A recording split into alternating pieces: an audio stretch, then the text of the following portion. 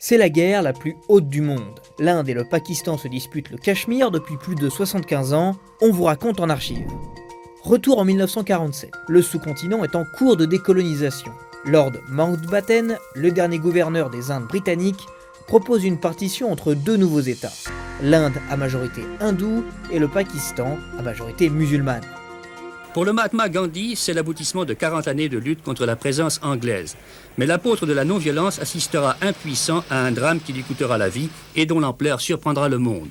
Les minorités musulmanes de l'Inde, comme les minorités hindoues du Pakistan, se heurtent aux majorités. On comptera 500 000 morts, véritable massacre suivi d'un exode de 9 millions de réfugiés vers l'Inde et de 5 millions vers le Pakistan. C'était le début de ce que l'on appellera la querelle indo-pakistanaise. Les tensions entre les deux pays sont d'emblée très vives autour d'un territoire, le Cachemire. Le statut de cette région est particulier. Avant la partition, elle est dirigée par un Maharaja hindou, mais la population est en majorité musulmane, et le rattachement à l'Inde provoque la colère des habitants. Le Cachemire, peuplé de musulmans, s'est révolté contre son rattachement à l'Hindoustan, à l'aide d'une garde nationale mobilisée sur place, grâce également au secours des troupes hindoues auxquelles il avait fait appel, et venu par avion au-dessus de l'Himalaya, son souverain, l'émir Abdullah, a repris possession de sa capitale, Srinagar, après de sanglants combats. L'armée pakistanaise soutient les insurgés, mais la guerre s'enlise. Le 31 décembre 1948, un cessez-le-feu, organisé sous l'égide de l'ONU, est décrété.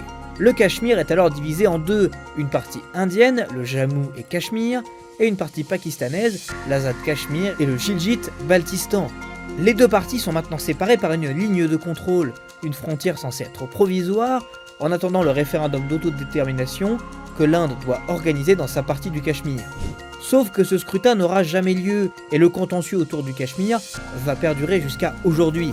Les échanges de tirs sont fréquents, et très vite, les deux pays laissent planer la menace d'une intervention, notamment Nehru, le premier ministre indien. Karachi, la capitale, offre le spectacle pittoresque d'une ville que se partagent les images contrastées d'un passé millénaire et d'un présent très actuel, s'émeut devant certaines menaces venues de concentration de troupes indiennes aux abords de la frontière du Cachemire.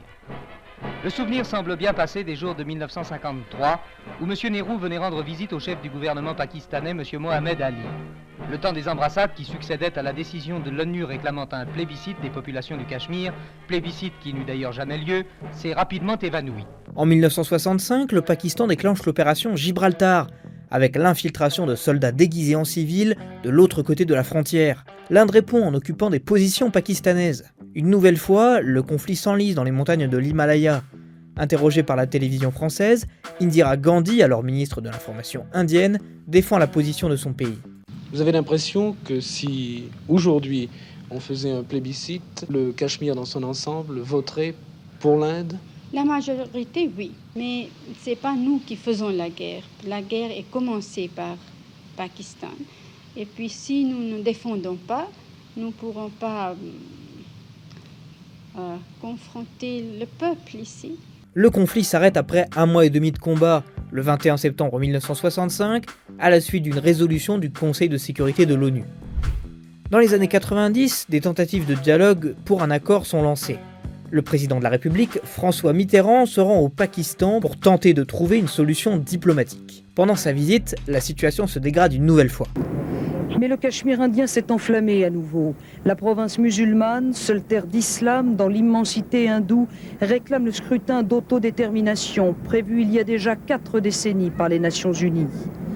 Solidarité politique et surtout fraternité religieuse, le Pakistan tout entier s'embrase à son tour, osant parfois même envisager une nouvelle guerre avec New Delhi. L'Inde n'a jamais su vivre en paix avec ses voisins. On l'a vu en Chine, au Bangladesh ou au Sri Lanka. Et c'est là qu'est le danger. À chaque fois qu'un peuple s'est battu pour son droit à la liberté, l'Inde a toujours trouvé un prétexte pour préférer l'affrontement. En 1999, la guerre reprend, cette fois-ci pour le contrôle de plusieurs cols himalayens, la plupart situés à des milliers de mètres d'altitude.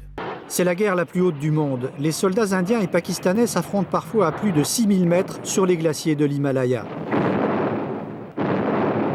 L'armée indienne tente ici de déloger, crête par crête, une guérilla islamique soutenue par l'armée pakistanaise et même par les intégristes d'Afghanistan, les talibans. Une guérilla qui se bat pour un Cachemire musulman rattaché au Pakistan.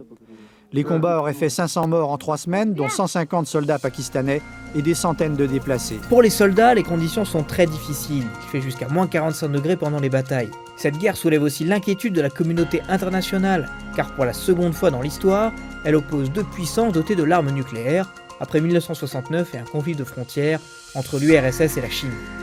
Après 2 mois de combat, désavoués par la Chine et les États-Unis, le Pakistan se retire des zones qu'elle occupait le 2 juillet 1999. Conséquence de cette défaite, un coup d'État militaire a lieu dans le pays quelques jours plus tard. Au début des années 2000, le processus de paix est relancé et une conférence réunit le Premier ministre indien et le président pakistanais, mais elle sera un échec cuisant et renforcera la ligne dure dans les deux pays. Le conflit se rallumera en 2019, puis ces derniers jours à la suite d'attentats revendiqués par des groupes djihadistes. Malgré les appels au cessez-le-feu, aucune solution ne semble se dessiner pour une paix durable.